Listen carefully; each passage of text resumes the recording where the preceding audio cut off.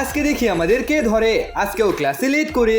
দাঁড়াও, এত লেট করে কোন ক্লাসের তুমি? ক্লাস 7। কিন্তু এক মিনিট, আমি তো এখন টিচার। কি হবে পিয়া তোমার? তুমি যখন ছাত্রী ছিলে তখনই লেট করে আসতে, আর এখন টিচার হয়েছো এখনো লেট। আরে এত গন্ধ কোথা থেকে আসছে? আরে স্যার, এটা আমার পছন্দের লুডুস, আপনি খাবেন? তুমি কি করছো? এসব বন্ধ করো, এখন প্রিন্সিপাল আসবে।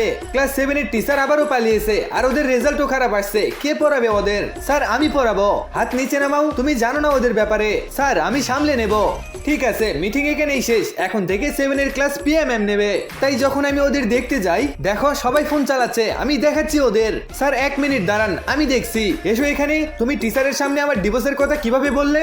আর এটা দেখে সব বাচ্চারা আমাদের ভিডিও করতে ফোন বের করে। ভালো হয়েছে, সবাই ফোন নিয়ে এসো এখানে। আরে ইয়ার, গুড জব ম্যাম। সবাই তো চলে গেছে, এখন তো আমাকে যেতে দিন। না, তুমি ক্লাসে 20 মিনিট লেট এসেছো, তাই 20 মিনিট পরে যাবে। চলো রাজু, তুমি যাও। কিন্তু ম্যাম, এখন থেকে যে লেট আসবে ও লেট করেই যাবে। এইটা ক্লাস 7 এর প্রথম পুরস্কার। ম্যাম জলদি চলুন, একটা ঝামেলা হয়েছে। দেখো, পরিষ্কার দেখা যাচ্ছে তুমি নেশা করছিলে। কিন্তু স্যার, আমার কথা তো শুনুন। আমরা কিছু শুনবো না, তোমার বাবা মাকে ডাকো। গাইস, পার্ট 2 দেখতে সাবস্ক্রাইব করে দাও।